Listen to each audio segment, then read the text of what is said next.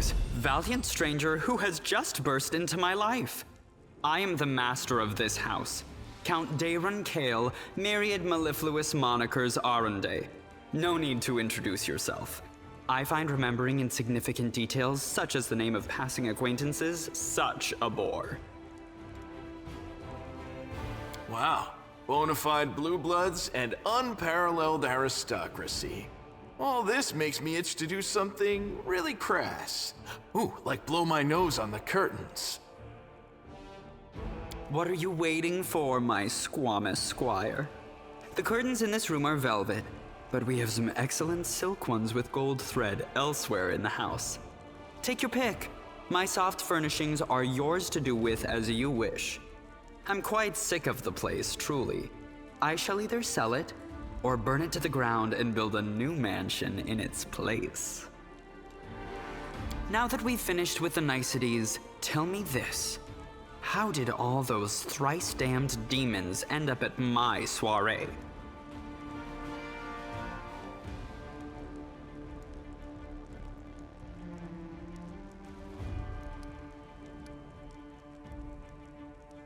I wanted to ask if you were joking, but your face tells me you are not. It seems as though Discari's occasion was altogether more of a crush than mine, if you will pardon the pun.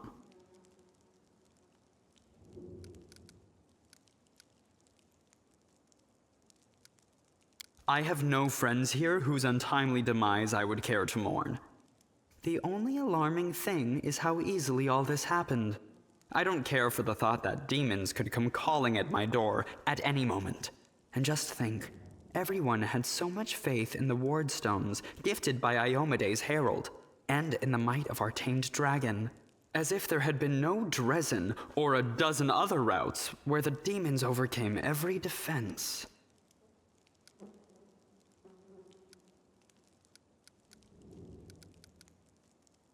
As a child, I had my very own pony, but I always dreamed of having a lamb.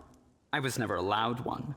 Sheep were seen as peasant animals, utterly unsuitable for the scion of a noble line.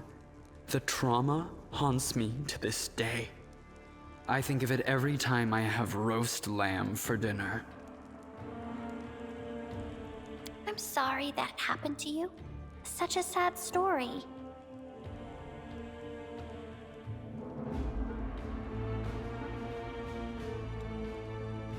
I had not even the slightest intention of upsetting such a lovely child.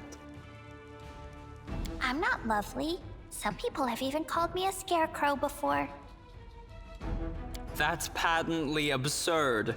Why, you can't possibly be a scarecrow with a crow following you around.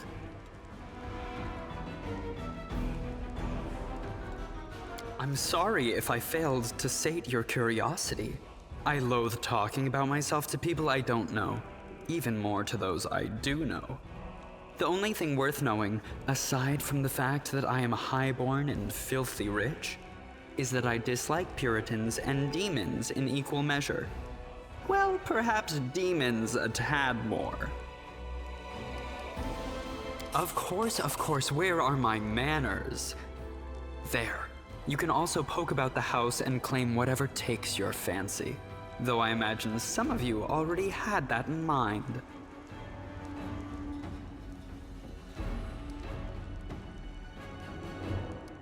I thank you for the invitation, but I am not quite as desperate as I may seem. At times, it is better to be surrounded by the repugnant mugs of demons than the sour and dour physiognomies of Iomede's righteous paladins. What about my physiognomy? Sour enough for his lordship? Don't worry, another few minutes with the dazzling count here, and it'll sour like week-old milk.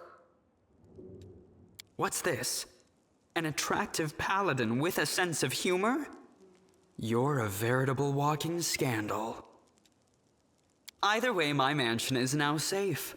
I have a pair of half-decent guards. I just need to drag them out of the storeroom and bring them to their senses. I ordered them to drink a love potion, you see? For reasons which seemed extremely witty at the time and in the state of inebriation I then found myself in. They can guard the house while the valorous paladins beat back the demon assault. They will beat them back, yes? As regards myself, I feel like stretching my legs.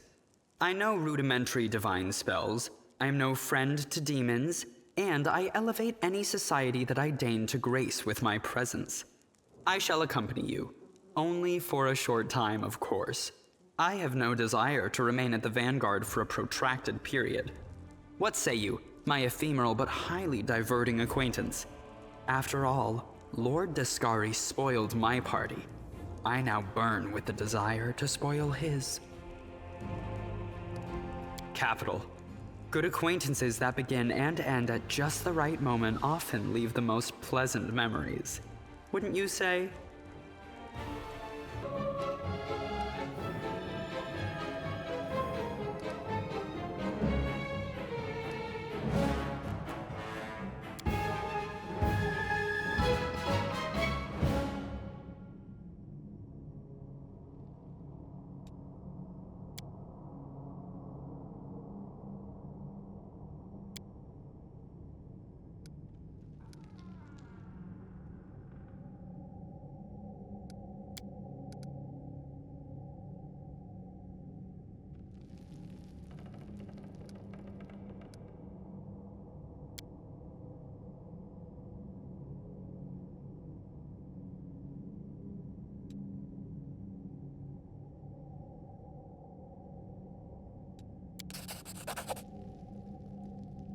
What a pathetic scene. Look what love has reduced him to. Then again, love is always a calamity of some kind. A shipwreck.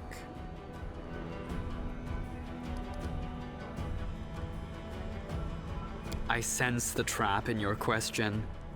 I take it you cast me in the role of the ship? You think I am doomed to be dashed against the rocks? And who will play the lucky rocks, I wonder? But to answer your question, I see myself as the wind. All this drama is beneath me.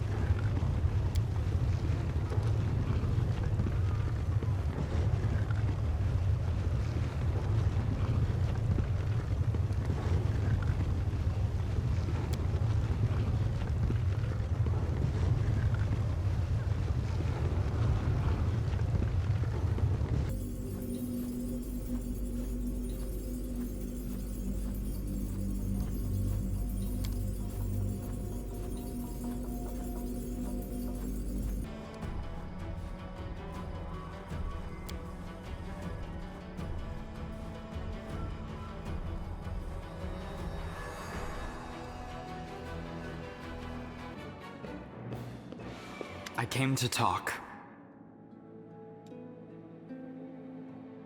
I feel like I'm falling into a bottomless well.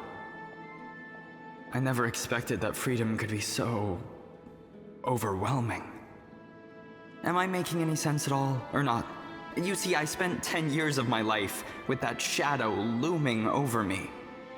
I taught myself to enjoy every single moment, because there was no telling when it would all be ripped away from me. But now the shadow is gone, and I don't know how to go on with my life, how to dream, how to breathe. I am utterly adrift. Help me. I am woefully bad at sharing my feelings. A noble upbringing doesn't prepare one for that kind of thing.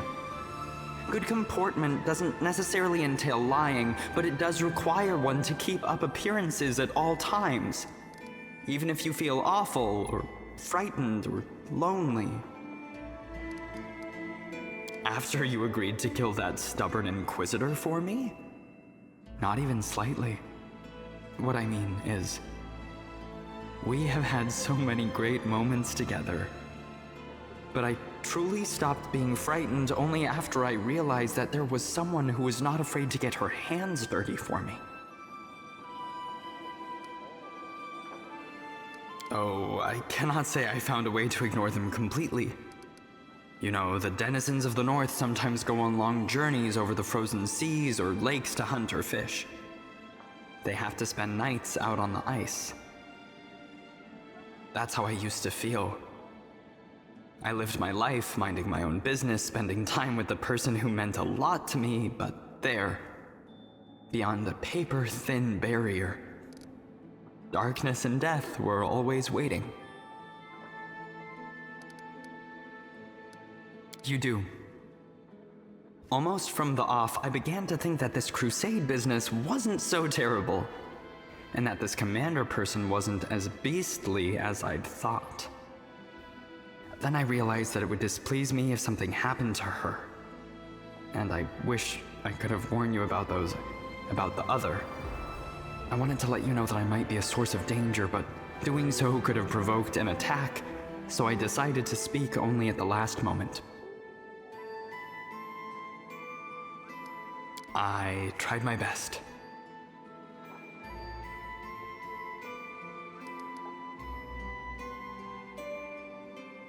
What makes you think I do?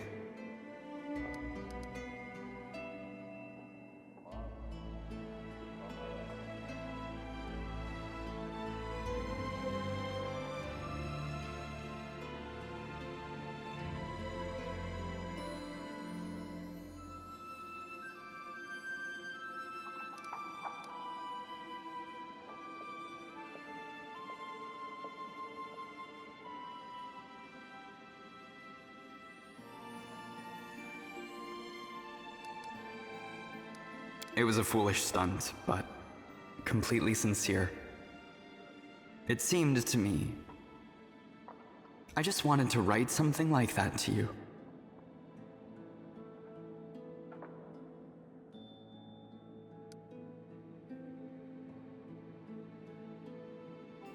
Yes, I remember that. Damn it, I spent so long turning over your words in my head, trying to figure out what they meant. And I dared not believe it was a hint that you knew everything and stood ready to help me. I rather expected that anyone who learned my secret would hand me over to the Inquisition and burn me at the stake. Unless, of course, my supernatural keepers decided to finish me off before that. It is amazing how you managed to see right through me, all the way down to my worst fears. And it's even more amazing that they don't put you off.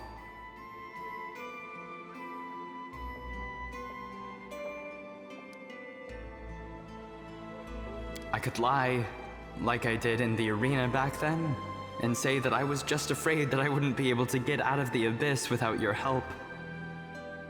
But I don't want to lie anymore. Yes, I was worried. Terrified would be a better word.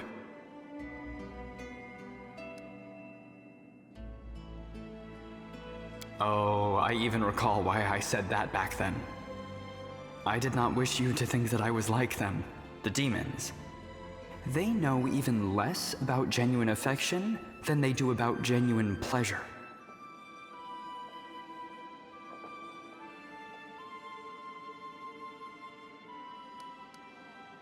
I feel lost. I don't know what to do with myself. But if you can tell me how I'm supposed to live now, I'll listen. All right, that's enough. I must confess that I like to listen to you talking about me, about us. But I am starting to fear these feelings. I fear I shall be washed away by them like driftwood carried off by a wave.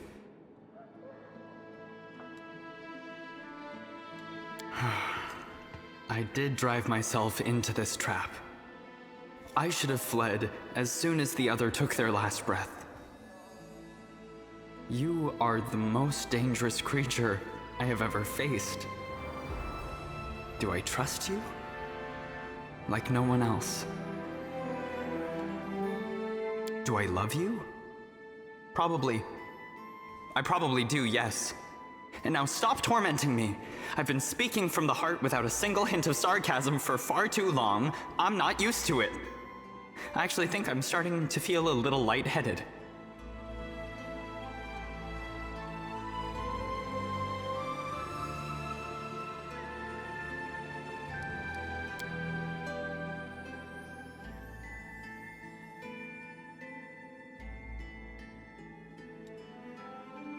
Take me with you no matter where you go, and teach me how to breathe again.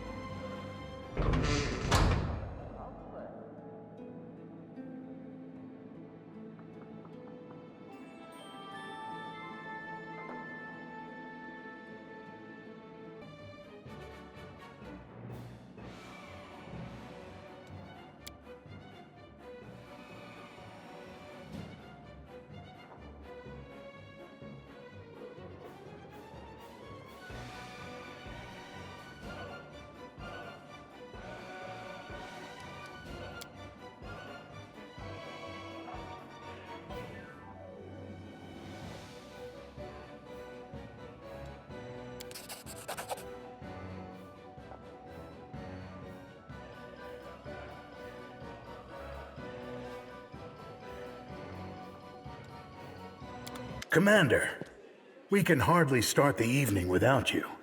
Will you join us? Ah, my commander. I must admit that I was waiting for you to come over.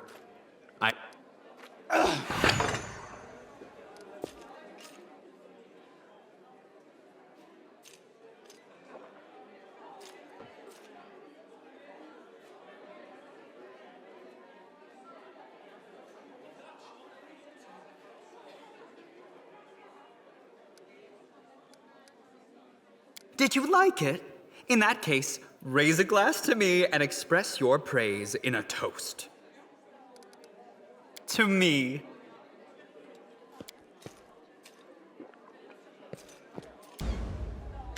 Greetings. It's an honor to be in your presence once again. Do you remember me? I was the one who asked you to help my master, Count Arendelle, when the demons invaded Canabras. I have been promoted. I am now the Count's official herald, and in this capacity, I am proud to relay to you an official invitation to a private rendezvous with the Count, which he wishes to conduct immediately at a secluded and secret location. He has already departed for the rendezvous location and will await you there. And if you're wondering why he did not deliver the invitation personally, well, you and the Count are important people. Communicating through heralds and advisors is simply the done thing. That's just how it is. I'm not supposed to tell you. The Count wants it to be a surprise. But don't worry, I will convey you there with all the decorum that befits your rank. Excellent. Please follow me.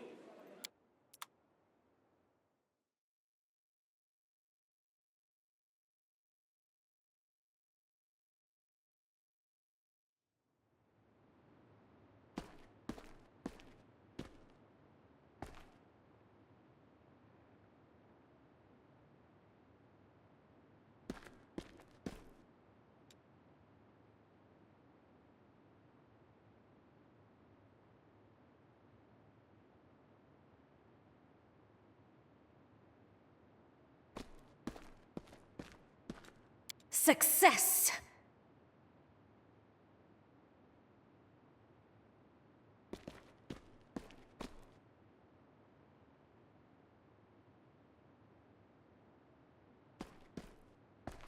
Finally. I was so hoping to watch you dive into an ocean of dust or fall into a lagoon of slop. But you have deprived me of that diverting sight.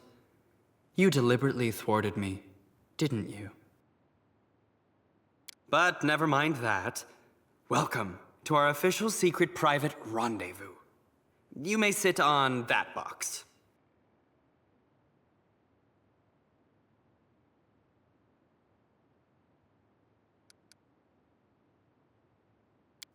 This is Cousin Francis. Please pretend that you don't see him or his 50 other relatives who live here.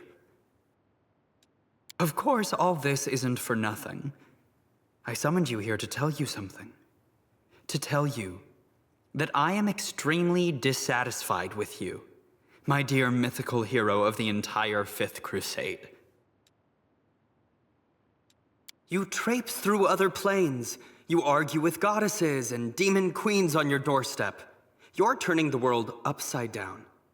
Do you understand what a terrible position this puts me in? I can't surprise you with anything. It is intolerable.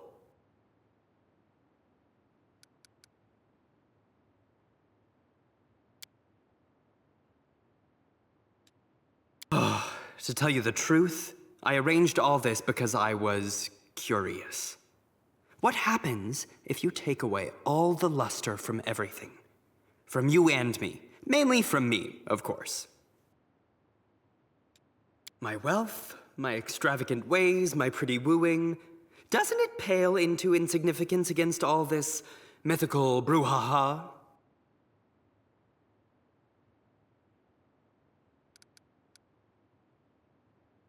Give me some room to maneuver, at least. Otherwise, I won't be able to pretend that I'm not all that happy or especially in love or anything. Right. The joke has dragged on a little. I'm ready to go somewhere far away from this dusty little cell. Is there anything you wish to tell me before we go? Just making sure. There we go. And now, my darling.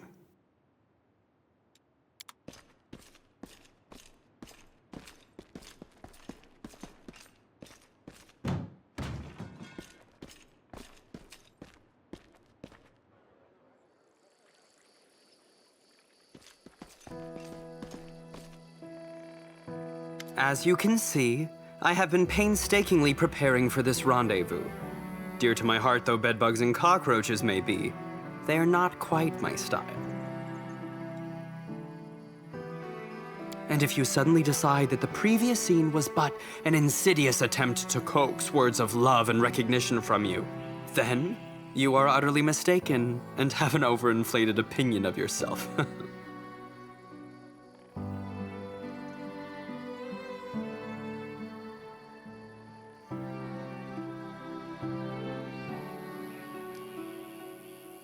Not for the last time, I hope.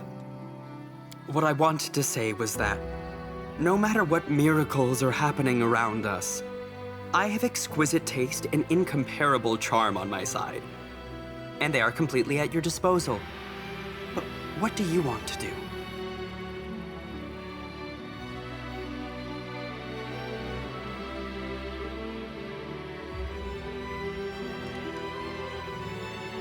It's a magic boat. It propels itself. But I'll pull a couple of strokes just for you. Come.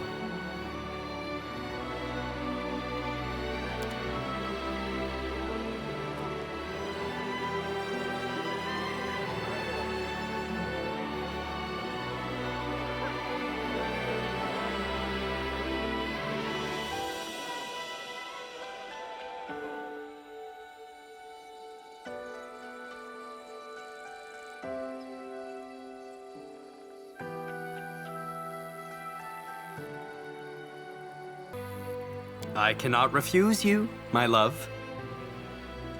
Come.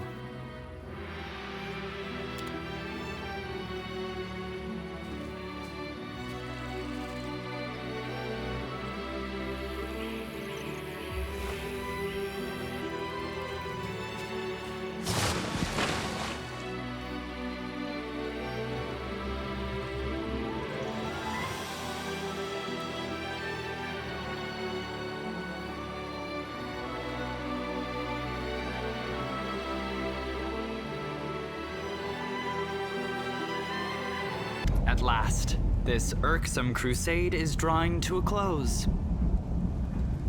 All right, it hasn't been that irksome.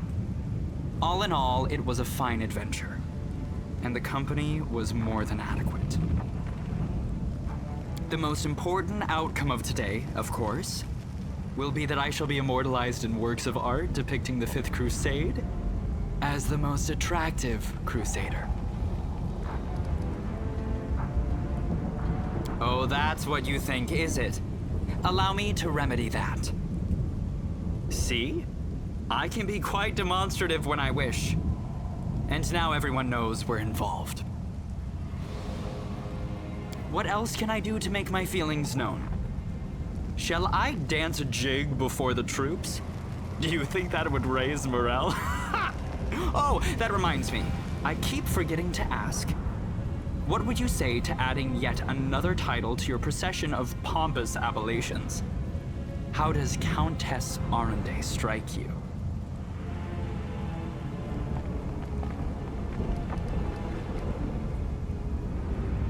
Well, that's all I need to hear to know that today will be a roaring success.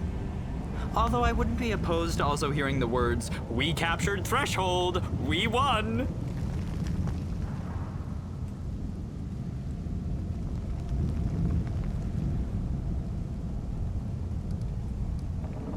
No, my darling, I am not afraid. I have seen you emerge unscathed from every calamity and snatch victory from the jaws of defeat too many times to count. I cannot believe I'm saying this, but all will be well. And to the victory feast, I trust?